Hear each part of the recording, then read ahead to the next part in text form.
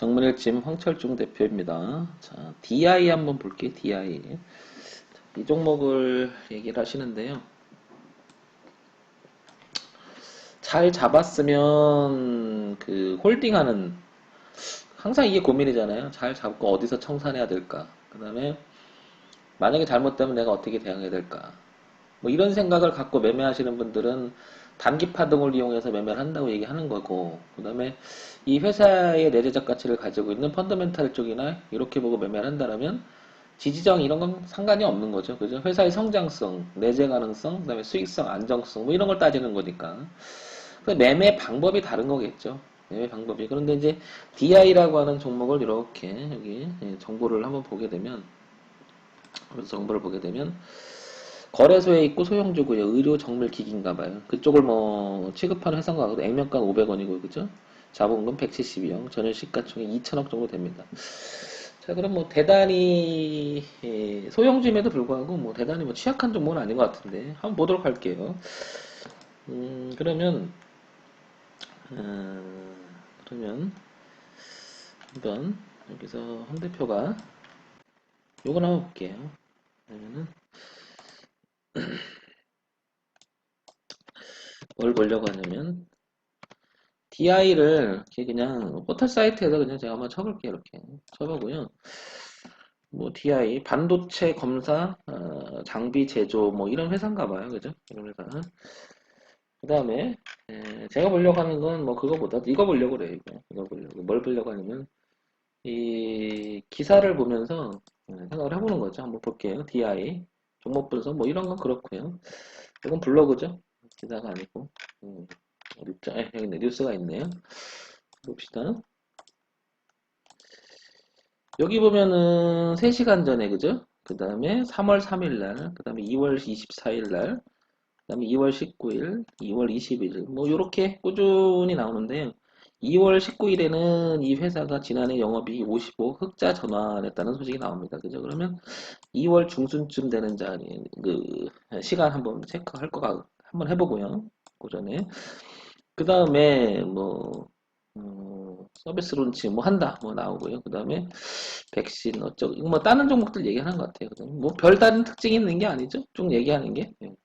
뭐 이것도 뭐 TI 로지스 뭐 그것도 뭐 그렇고요. 그죠? 예. 뭐 어쨌든 제가 이걸 보는 이유는 요거 체크하려고 그런 겁니다. 자, 하나 여기서 DI 지난 영업이익 55 흑자 전환 그게 2월 19일께요. 그러면 한번 봅시다. 2월 19일 날 밑에 차트가요. 밑에 차트가 자, 요게 월봉이고 왼쪽 위에가 그 다음에 오른쪽 위에 주봉 그 다음에 왼쪽 아래가 일봉입니다. 그 다음에 아까 2월 한 2월 중순쯤이죠? 이때쯤 되는 거 보면 날짜가 이렇게 보면 한 이쯤 되는 것 같아요. 그죠? 이렇게 조금 키워볼까요? 여기 날짜를 보게 되면 이때쯤에 그런 얘기가 나온 것 같아요. 황 대표 강의를 좀 지켜보신 분이라면은 이제 황 대표가 무슨 얘기를 하려고 하는지 좀 감이 잡힐 거예요. 저는 이런 얘기를 하고 싶어요.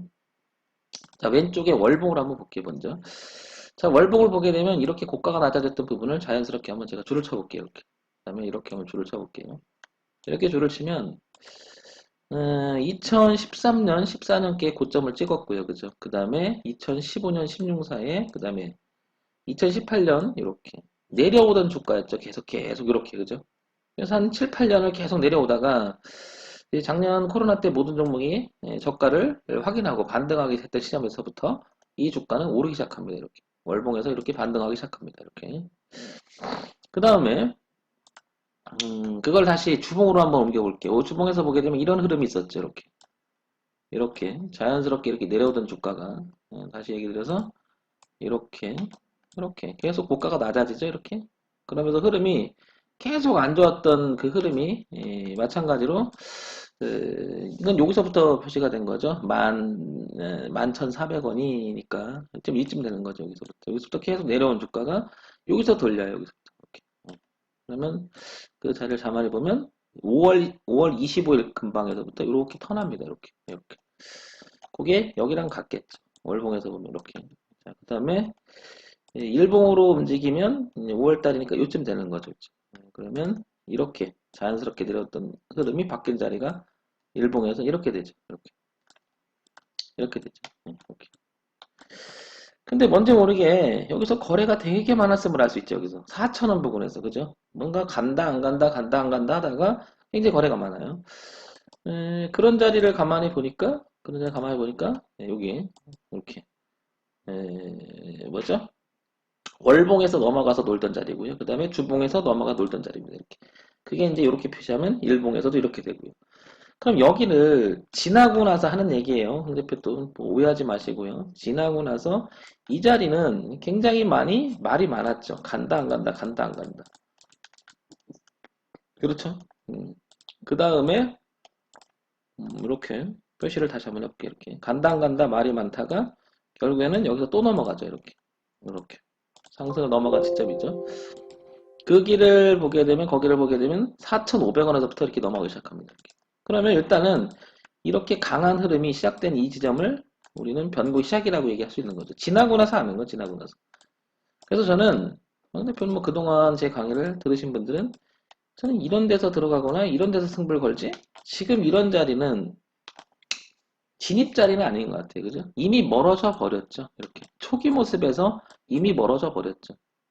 상대표 그게 아니라 전망이 좋으니까 이렇게 갈 거라고 난 생각해서 하는 거야. 그거는 이제 펀더멘탈이나 그런 거 하는 거고요.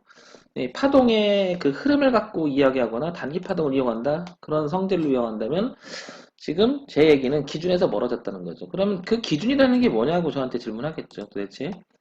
그건 이런 논리죠. 상승으로 간다는 것은 저점이 높아질 수밖에 없는 거죠. 그래서 이 흐름, 즉 이 파란 부분의 흐름이 저는 기준이라고 말하고 싶은 거죠. 이렇게.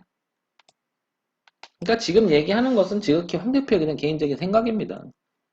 생각이고 여러분들이 저한테 물으면 이제 황 대표 그동안 경험 있던 거 가지고 얘기를 드릴 뿐이지 절대적으로 이게 맞다 틀리다고 말하는 건 아니니까 참고만 하시기 바랍니다. 자, 그 다음에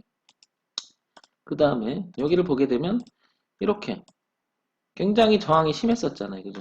여기를 한동안 저항, 저항, 저항, 저항, 저항, 저항하다 뚫고니까 올랐다가 밀렸다가 가니까 뭐 지정으로 바뀐 지점이죠. 가격대를 보게 되면 얼마 4,400원에서부터 5,000원 부근이 되는 것 같아요. 그죠? 그러면 이 주가는 DI는 어쨌든 간에 4,500원에서 5,000원 그 사이가 깨져서 예를 들면 이런 파동의 움직임이 있다고 하면 이게 저항이 되겠죠. 이 자체가 매물 저항이 되겠죠. 그러면 이게 회사의 주가가 별로 안 좋으니까 그렇게 되겠죠. 그러면 이놈이 관리가 되는 쪽이라면 누군가 이 회사를 지키겠다 그러면 여기는 지켜나가겠죠. 최소한 여기는. 그래서 뒤를 보니까 4,500원, 5,000원 뭐 이렇게 되는 거죠. 예. 앞을 보니까 지금 현재 자리는 오늘도 7.64포인트 정도 상당한 것 같은데 얘가 지금 자리는 여기를 이렇게 보면 어떤 일이 있었는지 보면은 지지를 굉장히 열심히 했었잖아요. 근데 깼죠. 깨니까 저항으로 바뀌었죠. 지금 이 자리가 가격대가 이렇게 월봉을 보게 되면 그렇죠. 그게 지금 가격대를 보면 6,400원에서 한 7,200원 선에서 저항대가 형성되는 거죠. 네. 그게 지금 현재 자리인 거죠. 현재 자리. 그러니까 저 같으면 여기서 잘 잡았다 그러면 어딘가 잘 잡아 갖고 간다 그러면 여기서 저는 분할 청산 할 것 같아. 지금 위치에서. 분할 청산 해주고 나머지는 뚫은 다음 홀딩 한번 해보겠죠. 가지고 계신 분 입장이라면. 그리고 이쪽에 자꾸 놀아서 이렇게 부딪힌다면은 이 저항을 이기지 못한다고 판단하에 저는 던져버릴 것 같아요. 아니면 뭐 비중을 더 줄여나가든지 이렇게 하고요. 그 다음에 만약에 밀려서 여기서 지지하는 형태가 나면 여기서 한번 더 도전해 볼 필요가 있지 않을까요? 왜? 오랜 시간에 끌었던 범위를 몇 년 만에 뚫어준 거죠. 그러니까 그런 자리를 뭐라고 했냐. 뚫었다가 눌림을 줘서 다 재쳐나가게 되면 이 저항도 결국에는 뚫릴 수가 있겠죠. 그래서 이런 과정이 매물 소화라고 하는 거죠. 이렇게 밀려서 놀면 이렇게 놀면 매물 소화가죠. 그래서 이 회사가 정말 뚜껑을 열어보니 뭔가 안 좋아. 그럼 이쪽으로 깨지겠죠. 그러면 손절은 짧아지겠죠. 근데 맞으면 한번 버텨볼 만한 거죠. 다시 이렇게. 그러면 뛰어넘어서 가게 되면 어떻게 된다? 이 고가에 대한 도전을 또 할 수 있겠죠. 이 고가, 전고점에 대한. 그렇죠? 열린 공간이 굉장히 여기는 어떻게 된 거야? 저항대가 별로 없는 거죠. 굉장히 넓은 거죠. 여기 공간이. 그러니까 이런 데는 한번 탁 쳐서 들어가서 간다면 쉽게 가죠. 날아가는 종목들은 대부분 저런 공간에서 많이 나오니까. 이런 점은 참고해서 한번 보시기 바랍니다. 지금 황 대표가 얘기하는 정답은 아니고요. 자, 이걸 이제 깨끗하게 정리하면요. 이런 얘기입니다. 결론 어떤 얘기냐면, 이렇게 저점이 높아지는 흐름, 그 다음에 지지장 형성. 그래서 밑으로 놀면은 대응해줘야 된다. 이 말이고, 살아있는 한 얘는 이런 도전이 계속 있을 것이다. 이렇게 되는 거고, 지금 현재 자리에서는 월봉상 보니 이 자리가 저항대다. 저항대다. 이렇게, 그죠? 그러니, 가지고 계신 분 입장에서는 지금 반 청산해준다든지, 아니면 뚫으라고 그냥 기도를 해야 되겠죠? 근데 밀렸다. 그러면 신규 진입을 노리신 분들 입장에서는 제 얘기는 밀렸다. 그러면 차라리 밀려서 여기 지지하장을 확인하는 여기서 놀 때 하든지 아니면 여기를 뚫고 지나가서 아예 뚫고 지나가서 다시 밀렸다가 지지하는 형태가 나오고 그 다음에 우상향으로 가는 이 그림이 깨지지 않으면 이런 형태가 되면 아예 비싸서 하든지 그죠? 아예 비싸서 들어가든지 아예 싸질 때 확인하고 들어가든지 뭐 이런 측면에서 하게 되면 기준이 뚜렷하지 않겠나 이런 생각이 듭니다. 자, 가지고 계신 분, 그다음에 관심 있는 분들은 지금 황 대표가 얘기하는 걸 참고해서 잘 도움이 되는 그런 이 방송이 됐으면 좋겠습니다. 자, 정문일침 황철중 대표였습니다. 구독, 좋아요, 그 다음에 알람 설정 부탁드립니다.